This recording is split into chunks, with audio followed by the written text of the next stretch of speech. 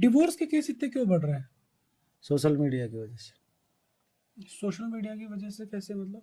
Social media misguide करता है आज की युवा पीढ़ी को। सोशल मीडिया में जो फिर। पति पत्नी का जो पवित्र रिश्ता है, हाँ। उस पवित्र रिश्ते में ये सोशल मीडिया सेंध मारता है। कहीं चीटिंग होती है, कहीं फ्रेंडशिप हो जाती है व्हाट्सएप पे, और लड़कियां भी कोई लड़कों से बात कर ले, लड़का भी कोई लड़की से बात कर ले, दोनों को एक दूसरे पर टॉलरेंस नहीं होती, तो आपस में डिस्प्यूट खड़े हो जाते हैं। सेक्सुअल प्रॉब्लम्स की वजह से भी डिवोर्स होता है? डाइवोर्स के बेसिकली हिंदू मैरिज एक्ट में 5 ग्राउंड दिए हैं: जाड़ता, क्रूरता, अधित्यजन, नपुंसकता और पागलपन। जाड़ता का मतलब है कि कोई भी एक्स्ट्रा मैरिटल रिलेशन किसी का रहता है तो उस ग्राउंड पे वो डिवोर्स ले सकता। जाड़ता बोलेंगे? जाड़ता शब्द यूज किया है हिंदू मैरिज एक्ट में, तो वो जाड़ता है। जाड़ता अगर कोई रह रहा है पति पत्नी से अलग, दूसरे से रिलेशन रखता है, पति हो चाहे पत्नी हो, दोनों उसमें डिवोर्स उस ग्राउंड पे ले सकते हैं कि साहब मेरे पति ने दूसरे से रिलेशन बना लिया, मेरी पत्नी ने दूसरे से रिलेशन बना ली, now I don't want to live with her. और शादी से पहले कोई रिलेशन था तो? उससे कोई फर्क नहीं पड़ता।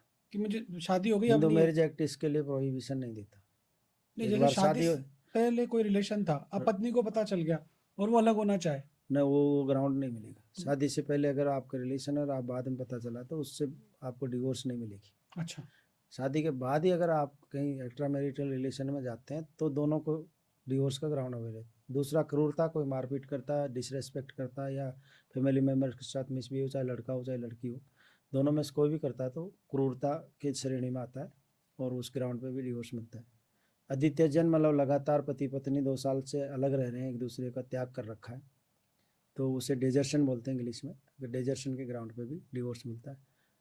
फोर्थ ग्राउंड है नपुंसकता, मतलब दोनों में से कोई भी अगर नपुंसक है, मतलब इम्पोर्टेंट है, तो वो भी ग्राउंड डिवोर्स के लिए अवेलेबल है। 5वां ग्राउंड पागलपन, दोनों में से अगर किसी को भी पागलपन का दौरा है या पागलपन की उसमें बीमारी है तो उस ग्राउंड पे भी डिवोर्स हो सकता है।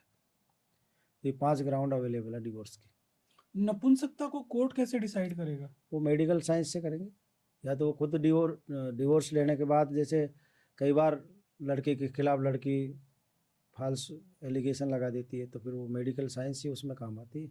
मेडिकल बोर्ड बैठता है, मेडिकल बोर्ड उसकी इम्पोर्टेंसी एनालिसिस करता है और मेडिकल रिपोर्ट के बेसिस पे तय हो जाता है। और कई बार लड़के खुद भी स्वीकार कर लें, ठीक है साहब मैं हूँ, लड़के हो लड़की हो जो भी जिसके खिलाफ ये एलिगेशन है, अगर वो खुद एक्सेप्ट कर ले तो डिवोर्स ग्रांट हो जाएगी, और वो एक्सेप्ट नहीं करे तो फिर उसमें एप्लीकेशन लग जाती है कि इनके मेडिकल टेस्ट कराया जाए। नहीं, एक होता है नपुंसकता, एक होता है सेक्सुअल सेटिस्फेक्शन, एक है इनफर्टिलिटी, कि लड़का है सेक्स अच्छा कर रहा है लेकिन उसके शुक्राणु नहीं है। वो ग्राउंड नहीं होगा। वो वो ग्राउंड। ग्राउंड है नपुंसकता का मतलब, तो नपुंसकता इंपॉर्टेंट होना है, लेकिन लड़का सेक्स कर रहा है लेकिन औरत सेटिस्फाइड नहीं हो रही है, वो ग्राउंड नहीं। तो फिर नपुंसकता किस चीज को बोलेंगे? नपुंसकता तो आपको मेडिकल साइंस में ज़्यादा, आप ज़्यादा डिफाइन कर सकते हैं, हम तो वकील हैं।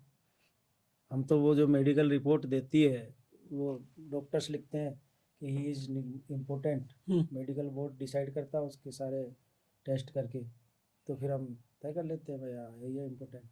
इम्पोर्टेंस ही तय करना तो मेडिकल साइंस का काम।